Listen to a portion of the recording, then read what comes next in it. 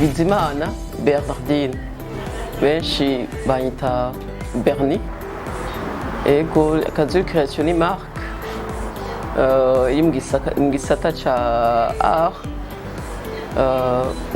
tugakora mu bintu bitandukanye vya décoration intérieure dukoresheje ama-produits locaux y'ikinyafrika cane cane igitenge. Kazuri Création yavutse umwaka wa 2001.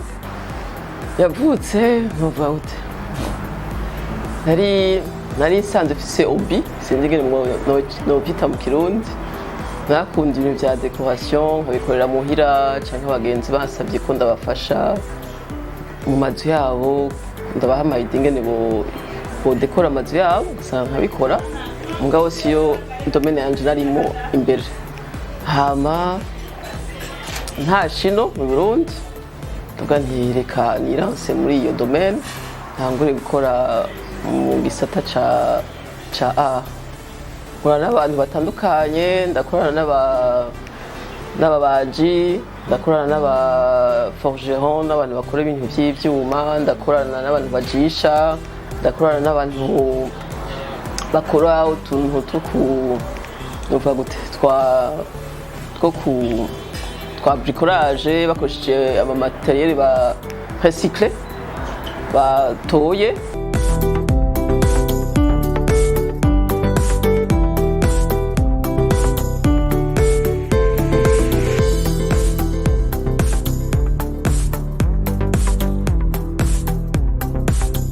Muri uyu mwanya sindaronka ikibanza gikwiye kugira ngo ngire atelier ikwiye kugira dukorane twese. Muri mwanya ndafise aho nkorera muhira, nkagira atelier dukorana n'aba couturier, niho dukorana benshi, sinzi ibyo nkora ngaha ni byinshi dushona. Hama nabo bamenyuzi baza kugira kuri finition ya nyuma, ngabo ibyo batangura gukora bya mbere bayikorera muri atelier yabo, hama tukabasanga iyo bakorera tukabikorana hamwe, mbwa finition ya nyuma ikaba muhira.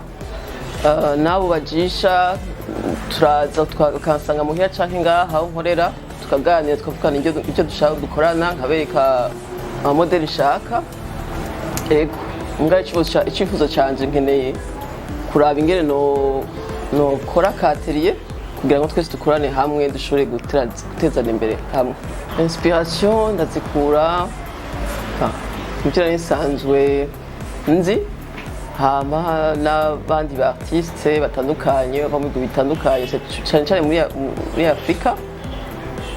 Twabanye mu bihugu bitandukanye muri Afrique de l'Ouest, nabo n'abantu bakunda kunyinspira cane, tuganira cane, ndaba ivyo bakora. Ego ndavye mu bandi mabutike, mu bandi mamagazine ngaho i Bujumbura, benshi ndabona ko bakora ibintu vy'impuzu mu bitenge.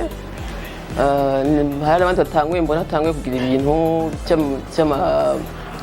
vya décoration intérieure bakoresheje ama-produits yacu yo ngaha local, ariko kenshi usanga nk'ivyo nkora benshi bataratangura kubikora neza, bataratangura kubikora babona ati gawundi twogira décoration mu nzu tugakoresha ibintu vy'iwacu babaze igitenge canke ibintu local. Muri mwanya ntibaratahura ko ngira dukeneye gukoresha ibintu by'iwacu.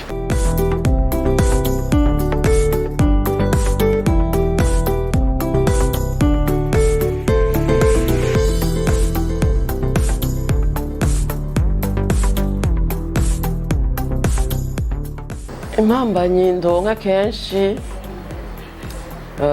ni kuvyerekeye production. Kenshi ugasanga hari utumateriel duke umuntu aba akeneye de base, ugasanga ibundi biragora kuturonka, cyangwa ukabura umuntu mufise même vision y'igisata ukoreramo, vision ushaka ngene igenda, ugasanga urabura abantu mukorabura hamwe kugira ngo mushobore gukorana. Iyo nifuza kuja, ndifuza yuko nogira ihangiro, abantu bakamenya ivyo nkora, bakamenya Kazuri Création yariyo, hama nkamenyekana mu gihugu cyose, nkaronka n'abantu badusutena mu gisata ca leta, mu gisata gitandukanye, mu ma association, hama nkifuza no kumenyekana mu bindi bihugu bitandukanye, cane cane ibihugu bitwegereye. Ego, niyo vision mfise.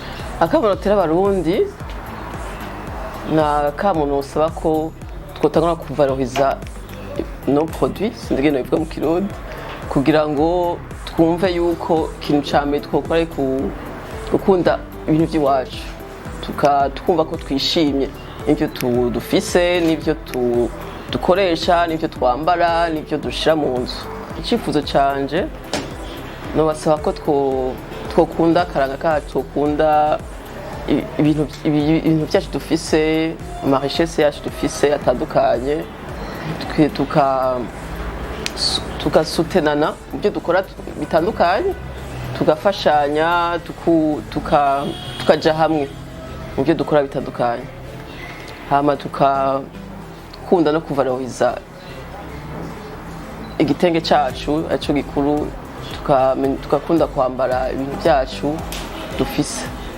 Uwo dukeneye dusanga aho dukorera ngaha muri Asiatique, ngaha hafi ya centre ville, ni building yitwa Peace Corner iri hepfo aho bita kwa Ndadaye, monument kwa Ndadaye, premier étage, boutique numéro 1.